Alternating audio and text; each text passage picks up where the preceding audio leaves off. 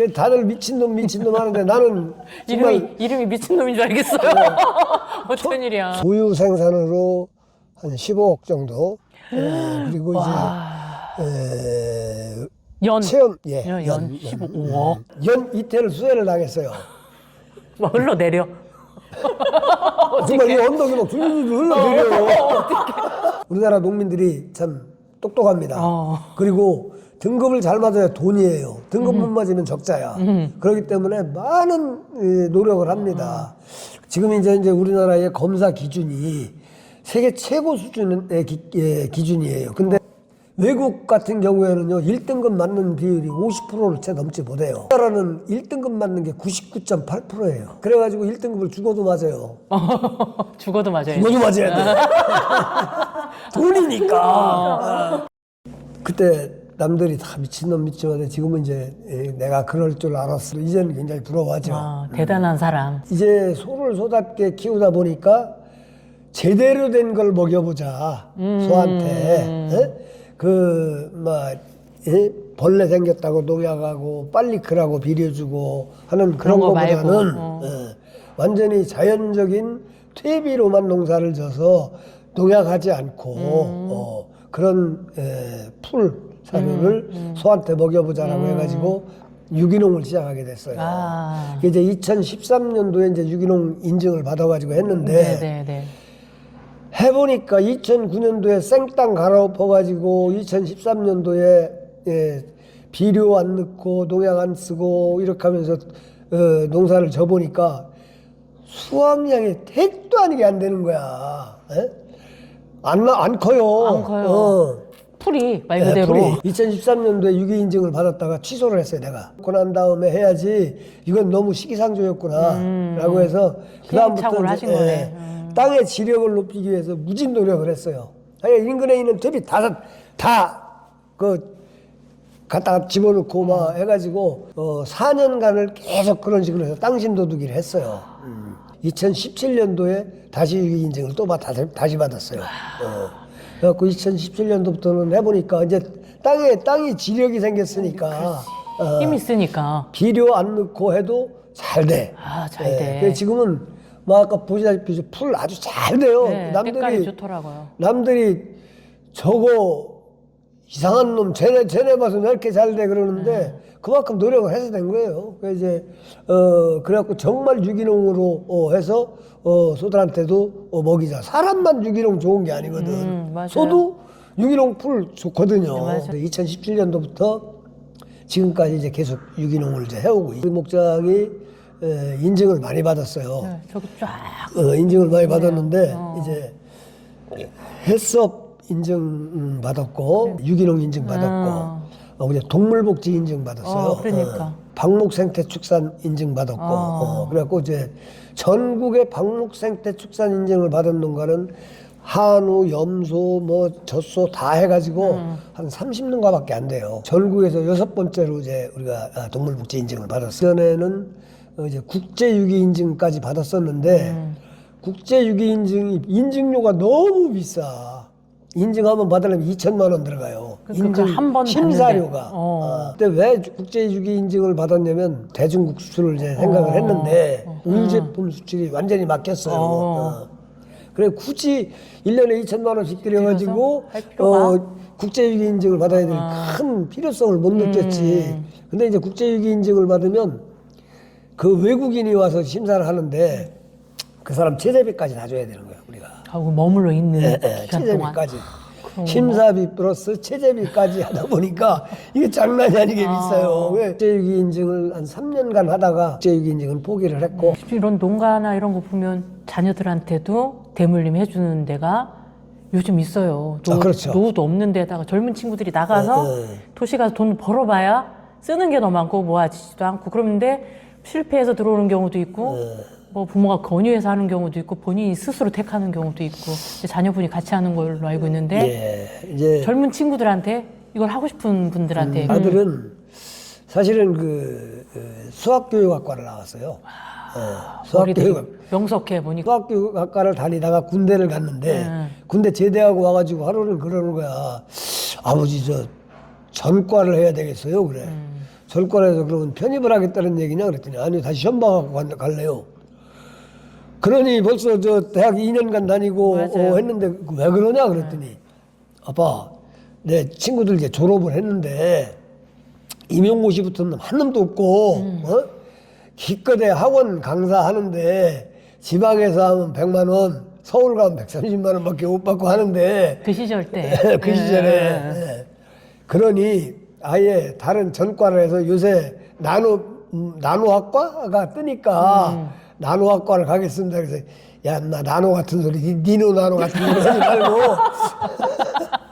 너 그 아빠 사업을 이어받아 이거 목장 한번 해볼 생각 없어? 그랬더니 권유를 하셨구나. 없어? 그랬더니 아빠 생각해볼게. 시간을 좀 주세요. 얼마나? 그랬더니 6개월 전에. 야, 인마 3개월 있으면 이제 등록해야 되고 시험 봐야 되고 하는데 그 안에 결정해. 그러고서 이제 저 엄마를 꼬셨지. 예. 야, 잘 좀 얘기해서. 그래가지고 하기를 바라셨던 거네 그러면. 그렇죠. 왜냐면 내가 이뤄놓은 것을 내 대에서 끝내기는 너무 아까운 거야. 아까워. 넘주기 또 아깝고. 예, 아까운 거야. 그냥 팔아버리기는 아깝고. 참 너무 아까운 거야. 여기 애정이 들어가서. 예, 그 외국 같은 경우에는 몇 대를 이어서 하는 목장들이 맞아요. 많이 있는데 그러다 보니까 노하우가 쌓여가고 정말 목장다운 목장들이 되어가는 그런 거를 보면서 우리도 충분히 할 수 있다. 우리나라도 업의 계를 이어가는 그런 게 좀 됐으면 좋겠다는 생각이 있었어요. 그래가지고 이제 꼬셔가지고 꼬셔서. 가봐라. 가봐 괜찮아. 그래가지고 이제 한농대 거기를 다시 1학년으로. 다시 1학년으로. 그래가지고 이제 한농대 졸업하고 이제 목장을 같이 하고 있어요. 아들이 합류한 지는 한 8년. 8년? 네. 아들의 평가는 지금 아직. 아직. 뭐 후회는 없고. 뭐 후회는 없습니다. 후회는 없고. 왜냐면 뭐 저놈도 이제 아직은 이제 내가 전권을 쥐고 하니까 좀 뭐 이제 많이 부딪히죠. 저는 저 나름대로 해보고 싶은 어떤 저기가 있겠지. 젊은 사람들이 또 어떤. 그 이제 또 아직은 나는 걔한테 불려주기는 좀 못 믿었고 이제 그런 게 있어서 좀 부딪히는 부분은 있죠. 처음 같은 경우는 아드님 젊은 분들이 훨씬 더 운영하기가 우리 생각에는. 근데 이제 좋은 점이. 우리 아들은 체험 쪽엔 별로 관심이 없어. 돈이 안 돼서 그 이제 노동력 대비. 그러니까 젊은 친구들은 오히려 더 이게 근데 이제 확실한. 이쪽 어떤 수익성이 좀 부족하거나 이러면 어떤 이제 부가 수입 쪽 으로 생각을 쪽을 많이 생각할 텐데 뭐 이쪽이 탄탄하니까 아빠 그걸 굳이 힘들게 왜 해요? 그 이제 나는 생각이 틀리거든. 대한민국 우유의 우수성을 알려야 된다. 외국 우유와 우리나라의 우유를 비교해봐서 왜 우리나라 우유가 좋은지 무조건 국산이니까 먹어라라고 애국심에 호소하는 그런 건 아니다. 알리는 것은 직접 와서 먹어보고 체험해보고 하는 과정이 광고나 뭐 매스컴이나 매스미디어 이런 걸 통해서 듣는 것보다는 훨씬 더 빠르다. 훨씬 더 확실하게 인식이 되는. 맞아. 유기농이고 이런 데가 있는데. 네, 굳이 이제 유기농이 아니더라도 관행 일반 우유더라도 왜 우리나라 국산 우유를 먹어야 되는지라고 하는 부분들을 저 이제 체험으로 뭐 그런 걸 많이 설명을 해요. 정말 그 외국 우유하고는 비교할 수 없이 우리나라 우유 좋아요. 근데 국민들은 외국 거면 무조건 좋은 줄 알아. 반성하겠습니다. 네, 반성하셔야 됩니다. 그리고요. 그러면 젊은 친구들이 이제 막 귀농 요즘 많이 하잖아요. 여러 가지 직업이 있어요. 그 중에서 나는 소를 좀 키우고 싶어. 그럼 어떻게 돼요? 대가축 쪽은 사실 특이하잖아 이게 좀. 특이하죠. 특이하고. 특히 젖소 같은 경우는요. 초기 투자 비용이 너무 많이 들어갑니다. 이제 젖을 짜서 그래도 끼니는 때워야 되겠다라고 하려면 조도 10억은 가져야 돼요. 조도 10억은 어느 정도 평수에 어느 정도 소를 넣어야 적어도 부부하고 자녀 1명 내지 2명. 그렇지. 일가족. 3인이나 4인 가족이 살을 내면 우유 1톤은 짜야 돼요. 1톤이 몇 마리에서 나오는 게 1톤이에요. 우유 1톤은 보통 이제 소 한 마리가 뭐 25kg, 30kg 정도 나옵니다. 짜는 소가 30마리 정도 있어야. 또 그리고 이제 이 낙농업이 지금은 쿼터제로 묶여 있어요. 이제 내가 소를 한 마리 늙고 싶다라고 해서 소를 늙는 게 아니에요. 내가 우유를 낼 수 있는 권리를 확보한 다음에 소를 넣어야 돼. 우유 생산원가가 800원인데 비해서 100원 원가보다 8분의 1밖에 안 되는 100원을 주니까 소를 못 늙는 거예요. 내 쿼터 내가 정해진 한도 내에서만 젖을 짜게 돼. 그러다 보니까 이것을 하려면 권리, 이게 쿼터라고 하는데 우리는 그 권리를 살려면 우유 1kg에 적게는 30만 원에서부터 서울 우유는 지금 70만 원 해요. 우유 1kg에 권리금이 농가끼리 서로 사고 팔고 하는 거예요. 그 소 한 마리를 늙어야 되겠다라고 하면 339 900만 원을 투자를 해야 돼. 내가 시작할 때 30마리를 하려면 그 30마리 권리는 어디서부터 어떻게 시작이 되는 거야? 누군가 폐업을 하는 사람한테 사야 되는 거죠. 그 대신 최소 30마리 정도 되는 데를 가서 그렇죠. 그만큼 물론 금액을 처음에는 뭐 다른 거랑 부업을 해서 시작은. 할 수도 있겠지만 그거를 전업을 해서 하려면. 먹고 살려면 적어도 우유 1톤은 나비를 해야 되는데. 밥을 먹고 사는데 오케이. 이제 그러다 보니까 초기 투자 비용이 너무 과한 거예요. 땅도 사야죠. 축사도 시설도 지어야죠. 있어야지. 소도 사야죠. 우유 권리도 사야죠. 그러다 보니까 진입을 쉽게 못 해요. 그래서 아까 10억이라고 하셨죠? 한국 낙농유기협회 임원을 맡고 있어요. 항상 정부하고 싸우는 게 그거야. 우리 낙농업이 살아나가려면 신규 진입자가 있어야 된다. 후계자 없이 노인네가 이제 나이 먹어서 못하면 그 사람이 없어지면 후계농이 또 하나 생기고 이런 식으로 해서 업이 유지가 돼 나가야 되는데 지금 식으로 해놓으면 낙농업이라고는 이 업 자체가 없어질 수 있다. 그러니까 후계농들이 진입할 수 있는 길을 좀 터줘라. 그 터주는 길이 터주는 길은 정부에서 쿼터를 대출을 해주는 거야. 10년 동안 벌어서 갚아라. 이렇게 서로 A과 B가 서 쿼터를 사고 팔고 해요. 그러면 정부에서 20%를 감축을 시켜. 예를 들어서 A라고 하는 사람이 1톤을 팔아. 사는 사람은 800kg를 사는 거야. 200kg는 정부에서 회수해가. 200, 그럼 줄여, 그만큼. 줄여요. 그거를 그렇게 하지 말아라. 쿼터 뱅크를 해서 놓고 신규 진입하는 청년농들이 있으면 그 사람한테 은행에서 돈 대출해 주듯이 쿼터를 대출을 해줘라. 대출을 해서 뭐 3년 거치 5년 상환이라든지 뭐 그런 식으로 해서 벌어서 갚을 수 있게끔 해서 쿼터를 그런 식으로 줘라. 라고 이제 주장을 하고 있어요. 신규 농들이 진입을 해야 이 낙농업이 하나의 업으로 살아남을 수가 있어요. 낙농업의 전체적인 그 연령 분포도를 보면 후계농이 들어와 있는 데가 한 30% 정도 됩니다. 나머지 70%는 후계농이 없어. 근데 다행히 젊은 사람들이 하고 있는 거는 그래도 좀 오랜 세월이 갈 수 있겠죠. 60대에서 70대가 30%야 또. 지금 현재 하고 있는 사람들이에요. 그러면 60대, 70대들이 앞으로 10년 내지 15년이면 다 없어질 사람들이야. 그렇지. 돌아가시면 없어지고 못하면. 힘들어서 못하면 맞아, 때려치는 맞아. 거고 죽어도 못하면 때려치는 맞아요. 거고 그 인원들이 줄어들어도 이게 하나의 업으로 또 국내산 우유를 좋은 깨끗한 질이 좋은 우유를 국민들한테 공급을 해주려면 어느 정도 숫자는 있어야 되는 거예요. 유정자들 생각은 수입에다 먹으면 되지. 굉장히 위험한 말씀이에요, 그게. 식량은 무기예요. 지금 쌀보다 우유 소비량이 키로수로 하면 더 훨씬 더 많아요. 근데도 불구하고 이렇게 홀대를 하고 있는 거야. 그럼 사오면 돼. 소고기도 사오면 돼.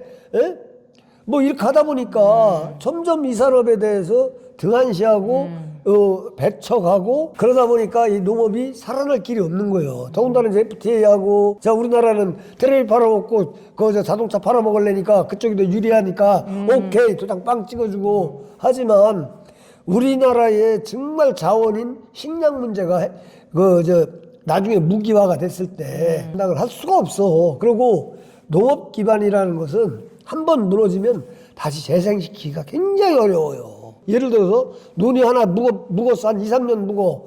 그러면 그거 다시 눈 만들려면 엄청 힘들어요. 거기 떨어져 있는 풀씨 종자에 뭐에 해가지고 그걸 몇십 년 이상 살려야 돼. 살려야 다시 원위치에 눈이 될 수 있는 거야. 한 2년 묵은 것이. 그러면 여러 해 묵었다.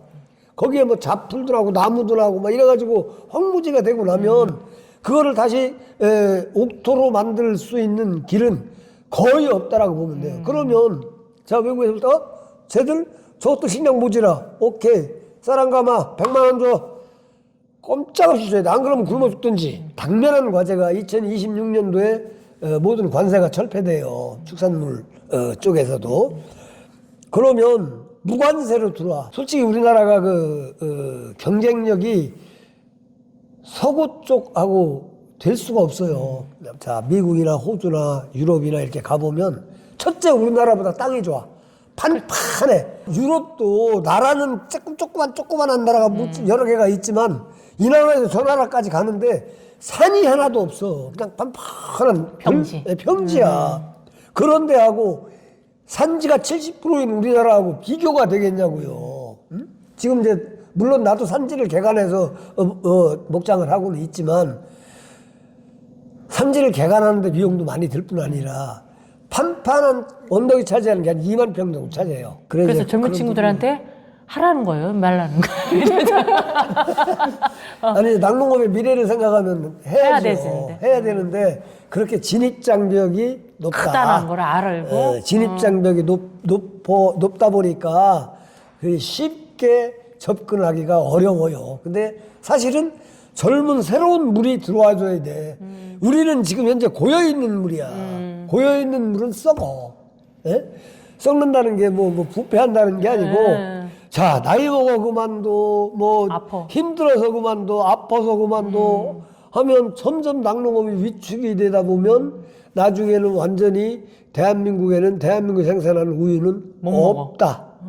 이렇게 되는 거죠. 근데 대한민국 우유가 왜 외국산 우유에 비해서 좋으냐면 지금 이제 우리나라의 검사 기준이 세계 최고 수준의 기준이에요. 근데 자 지금 덴마크, 호주 뭐 일부 국가에서는 우리나라랑 검사 기준이 똑같아. 우리나라랑 검사 기준이 똑같은데 1등급을 달성하는 비율이에요. 우리나라 농민들이 참 똑똑합니다. 그리고 등급을 잘 맞아야 돈이에요. 등급 못 맞으면 적자야. 그렇기 때문에 많은 노력을 합니다. 그래서 외국 같은 경우에는요, 1등급 맞는 비율이 50%를 채 넘지 못해요. 우리나라는 1등급 맞는 게 99.8%예요. 거짓이네. 거의 다예요. 어쩌다 실수해가지고, 그런 경우에 정전이 됐거나, 뭐 이런, 정전이 됐거나. 그러니까 사람의 실수도 아니고. 아니면 우유 저장하는 탱크가 있어요. 냉각기. 그게 고장이 났거나. 그런 경우 외에는 전부 1등급을 맞아요. 근데 외국은 그렇지 않아. 심지어 미국은요, 우리나라 등해가 1등급이에요. 우리나라에서는 기준 자체가. 자, 이제 또 한 가지, 지금 말씀드린 세균이고, 체세포라고 하는 게 있어요. 체세포가 뭐냐면, 늙어서 떨어져 나오는 세포야. 쉽게 얘기하면 죽은 세포죠. 그게 이제 우리나라 기준이 세계 최고 기준이야. 우리나라랑 기준 같은 나라들이 몇 군데 있기는 있는데 그 사람들이 1등급 달성하는 비율이 30-40%, 많으면 50% 돼요. 우리나라는 80% 이상 됩니다. 그게 돈이니까. 그런 열정이 있어, 우리 사람들은. 그래가지고 1등급을 죽어도 맞아요. 죽어도 맞아요. 죽어도 맞아야 돼. 돈이니까. 참 웃기는 게 뭐냐면 좋은 건 지들 있어. 오히려. 나쁜 거 수출해. 우리하고 반대. 그래서 지금 이제 우리나라 멸균류 많이 들어오지 않습니까? 멸균류가 보존 기간이 막 6개월씩 그래요. 그게 왜냐면 우유를 딱 죽이는 거야. 균이 없어, 멸균. 네, 멸균. 완전히 죽여. 완전히 죽여. 그래서 오래가. 그러다 보니까 오래가. 그리고 완전히 죽이면 균만 죽는 것이 아니야. 우유에 들어있는 영양분도 다 파괴돼. 그게 썩 좋은 건 아니네. 썩 좋은 게 아주 안 좋은 거예요. 아주 안 좋은. 우리나라에 멸균류가 제일 많이 들어오는 게 폴란드산이 지금 제일 많이 들어와요. 폴란드가 위생 개념이 우리나라 60년대라고 보면 돼. 그런 나라 우유를 좋다고 조금 싸다고 사 먹고 있는 거야. 그리고 외국에서 들어오면 그런 식으로 멸균류를 만들어 갖고 들어올 수밖에 없어. 그러니까 유통 기간이 가야 되니까. 자, 우리는 오늘 졌자면 우리 집에 우유차가 왜 새벽 3시 반에 졌을 때냐면 5시 반에 와요, 새벽에. 깜깜할 때 와요. 그거 해가지고 그날 시장 마트에 진열이 되는 거야. 그 그날 신선함 만들어서 그날. 그대로. 예. 그러다 보니까 얼마나 신선해. 그러니까 우리나라 콜드체인이 잘 돼 있잖아요. 맞아요. 어느 나라도 며칠만 돼도 다 그 빼지. 그치. 며칠 한 3일만 되면 빼. 3일 왜? 안 사. 안 사가요. 제주일자 딱 맞아요. 보고 안 사. 예? 지나도 괜찮긴 하잖아요. 괜찮죠. 유효기간이라고 하는 날짜가 뭐냐면 책임지고 안전한. 맞아. 냉장 보관하면 며칠. 예, 그거 며칠 지나도 사실은 괜찮아.